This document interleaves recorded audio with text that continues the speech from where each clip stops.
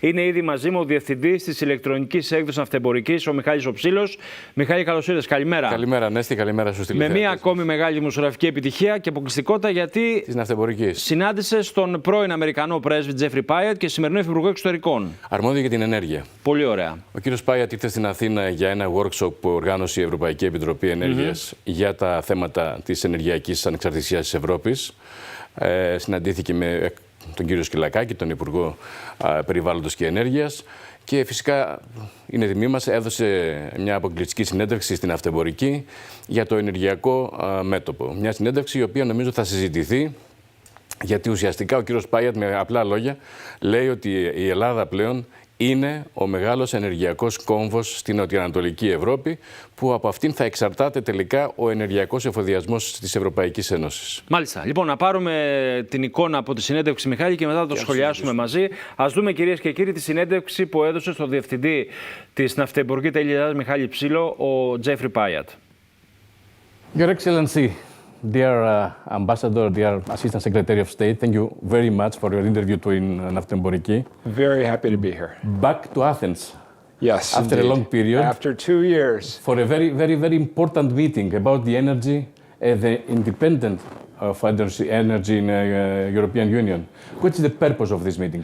So I think the fact that the European Union is hosting this event here, along with Minister Skylakakis and Deputy Minister Sudoku, really highlights the amazing transformation that Greece has undergone, becoming an energy hub for all of Southeastern Europe. Huge progress on renewables, but also tremendous potential to leverage new infrastructure, the Alexandroupoli FSRU, the expansion of Revithousa, the IGB pipeline, to help reduce the ability of Russia to use its energy resources for coercion across all of Southeastern Europe. You said a lot during your speech about the vertical corridor. I think it's something like your dream, huh? Well, it's the U.S. government's dream. The whole U.S. government stands behind this idea. What do you wait from this corridor? What is the purpose? So the purpose of this corridor is to build energy resilience from Greece all the way up to Ukraine and Central Europe. So Central Europe especially faces the challenge because Europe has made tremendous progress decoupling from Russian energy supplies. Europe is never going to go back to seeing Russia as a reliable energy supplier, but gas is going to be an important part of the overall European energy mix for years to come. So we have to build these new architectures to diversify routes, to enable delivery of supplies, hopefully a lot of American LNG, like the American LNG that comes into Revithousa, that comes into Alexandroupoli, to deliver benefits not just for Greek companies and Greek consumers, but all the way up through Bulgaria, Romania, Serbia, North Macedonia, into Ukraine and beyond. Ukraine also. Ukraine and Moldova. I think it's very important for the fight of the Ukraine against the Russia invasion. And also in order to ensure that Russia and Gazprom are not able to get revenues from energy exports, which they then use to pay for bombs and missiles. Dear Ambassador, are you optimistic about the possibility to Europe to be completely independent from the Russia gas and energy? Absolutely, because I was living here in the European Union until May of 2022. So I saw the shock that Europe endured. Remember, I mentioned that one of my last public events before finishing up as ambassador was the inauguration of construction at Alexandroupoli with the Bulgarian Prime Minister. And that was right after Gazprom had turned off gas supplies to Bulgaria. There was a real sense of fear. Europe has gone from 40% dependent on Russian energy to 15 more or less, peripu, but 15 and getting smaller. But you said a lot about Alexandroupoli. Alexandroupoli until now is the most important hub in southeastern Europe. What next? What will be the new project about the role of Alexandroupoli? So I think the next things that are going to happen, one is the completion of the gas pipeline from Greece to North Macedonia. I was just meeting with the CEO of DESFA. I know that that is well underway. Just yesterday, there was the announcement of an MOU between North Macedonia and Serbia to build another gas interconnector there. And then the various infrastructure investments that need to be made to facilitate the vertical corridor. But as I said in my speech, instead of being billions of dollars to build a new pipeline, we're talking about a few hundreds of millions in order to remove bottlenecks, increase compression, and make an investment in the future of the region's energy security. Dear Ambassador, in the past, there will be a dream, I would like to say, about the East Med pipeline. Right. Is there any possibility to see a construction of East Med pipeline? So I think the first thing that has to happen is figure out how to bring more of that East Med gas to market. One of the things that my current job has helped me to understand much better is how transformative Israel's offshore gas resources have been. Much of that development is with an American company, Chevron. I've been working closely with Chevron and with the government of Cyprus in order to explore opportunities to develop Cyprus's resources. And then there's Egypt. But these are all countries that are working off of similar resources with great potential for additional cooperation. But importantly, because gas is a transition fuel, the real challenge is how you bring that product to market as fast as possible. I think in the East Med context, the other thing we're very excited about is the prospect for increased power interconnectors. We're very supportive of the Great Sea Interconnector between Cyprus and Greece. We're supportive of the Gregi project to bring clean power, wind and solar from Egypt north into Greece and onward to the European grid. And then we need to make the investments in additional transmission north from Greece up through the Balkans into Central Europe, because we're seeing a huge increase in power demand in Europe as we are in the United States, from artificial intelligence, new data centers, electric vehicles, a whole new electrified economy, which is going to place a premium on our ability to build out infrastructure and to use those resources intelligently. There are some projects, in fact, that of building offshore wind farms in the Aegean. Do you think that it's a very realistic project? So Greece is already a regional leader, both in terms of onshore wind and offshore wind. I was reminded of that as I was flying into Athens today. And certainly over my time as ambassador, you saw a huge build out of offshore wind capacity. I think the next stage is going to be floating offshore. And this is an area where we hope Greece will play a regional leadership role. I'm very proud of the work that my team did, that I know Ambassador Sunas' team has continued around the Elefsina shipyard and the potential of Elefsina to be not just a facility for shipbuilding, but also for support to offshore wind deployment. This is all about how we build out our supply chains and diversify our supply chains for the clean energy transition. After Athens, you will go to Istanbul for another meeting. Do you see any possibilities or perspective for a good cooperation between Greece and Turkey in the energy factor? So there's already cooperation that happens, of course, through the Southern Gas Corridor and the IGB pipeline, which depends on cooperation between BOTAŞ and DEFSA, and wouldn't exist without that cooperation.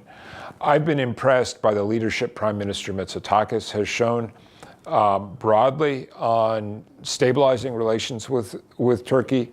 I'm looking forward tomorrow to seeing the Foreign Minister and Deputy Foreign Minister Fragoulianis, who has done such good work on some of these areas of economic cooperation. But this is not an area where the U.S. government is trying to push things along. These projects will evolve based on market signals and overall political relations, and that's in the hands of the leaders. This project will support the climate of friendship that what we are seeing today between Athens and Ankara. That's correct, but it's which comes first, the chicken or the egg? That's a problem. A last question, Mr. Ambassador, I know your schedule.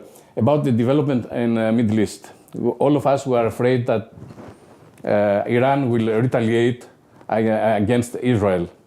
Are you afraid for an all-scale war in the region? I think we're all hoping that diplomacy will take the upper hand at this stage. I think that we have to remember, where did this start? This started on October 7th, exactly a year ago, with Hamas's brutal attack on the people of Israel. And my boss, Secretary Blinken, works on this every single day.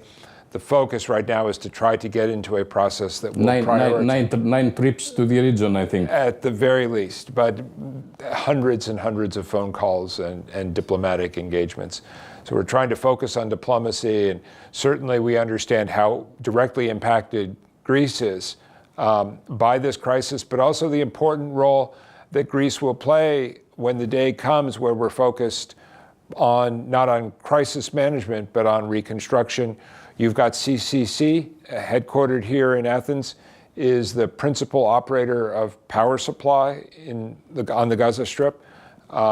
And this whole question of how we look at energy in a future scenario as a driver of regional cooperation is going to come back to the fore.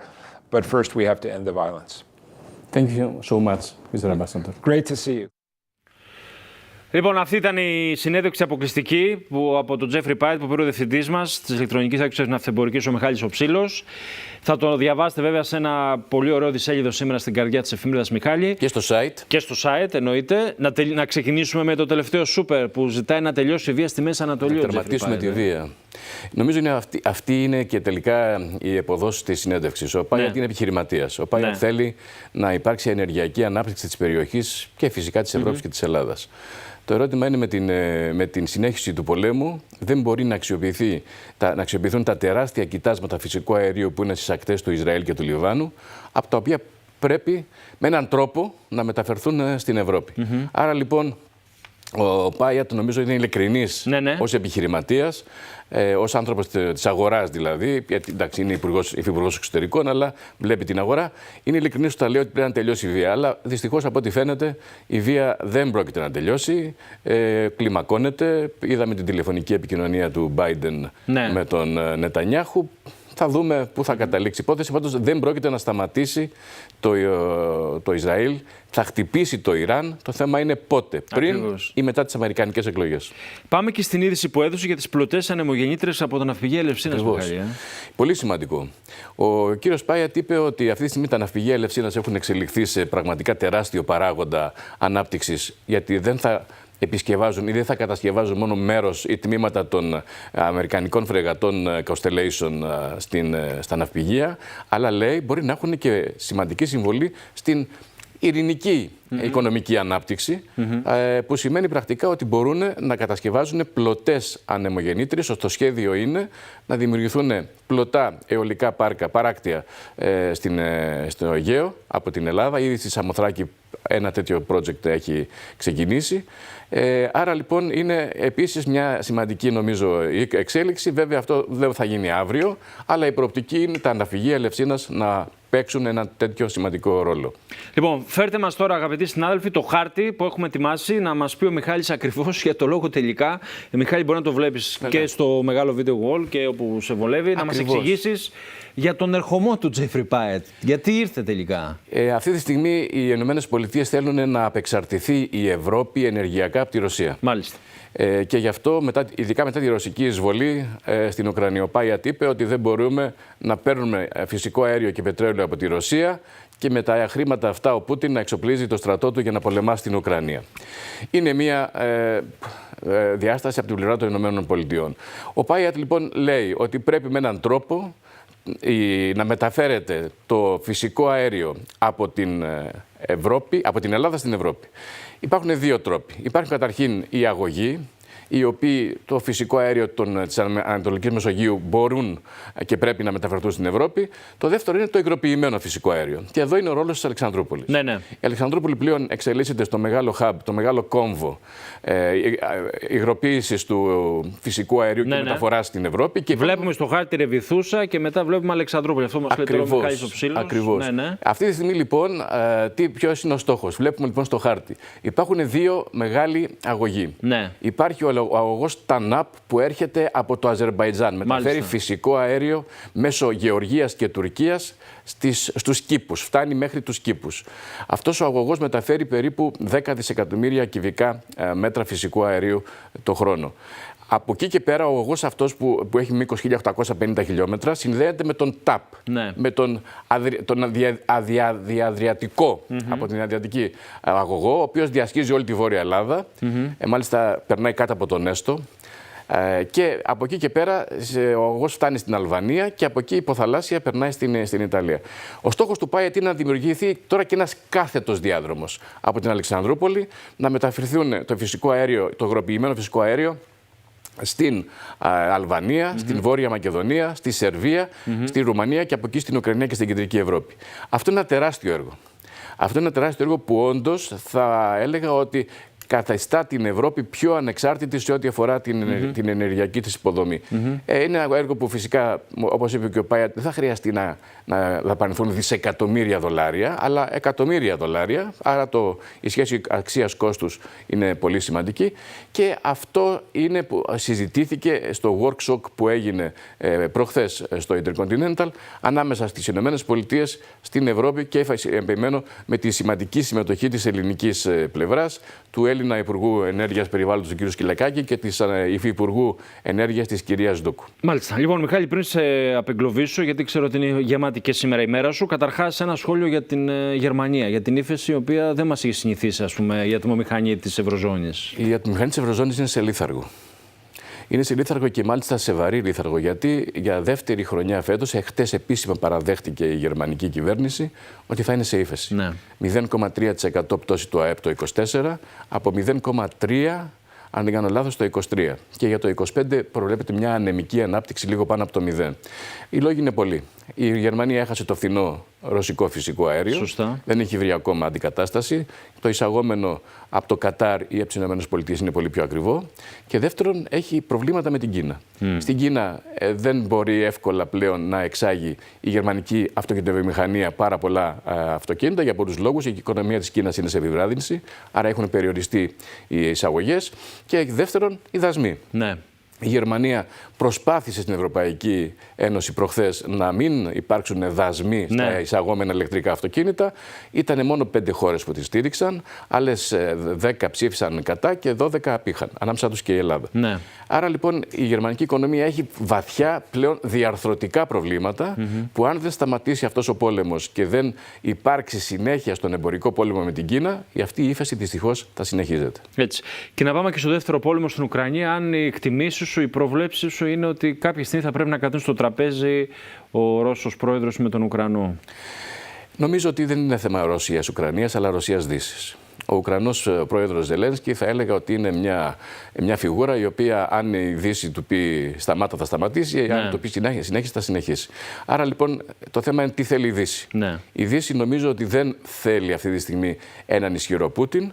Από την πλευρά της θέλει μια κατάσταση η Ρωσία να είναι υποδέστερη σε ό,τι αφορά την αναμέτρηση. Από εκεί και πέρα νομίζω ότι με τον Τραμπ, εφόσον εκλεγεί, κάπως θα αλλάξουν τα πράγματα. Ο Τραμπ έχει πει ότι θα σταματήσει τον πόλεμο σε 24 ώρες. Λίγο δύσκολο, αλλά σίγουρα ο Τραμπ θέλει να στρέψει την προσοχή των ΗΠΑ στην Κίνα και στην Ταϊβάν. Άρα θέλει να κλείσει με τον έναν ή τον άλλο τρόπο το μέτωπο με τη Ρωσία. Μάλιστα. Μιχάλη, σε ευχαριστώ θερμά. Συγχαρητήρια για τη συνέντευξη με τον Τζέφρι Πάιατ. Καλή συνέχεια. Καλή συνέχεια. Να είσαι καλά.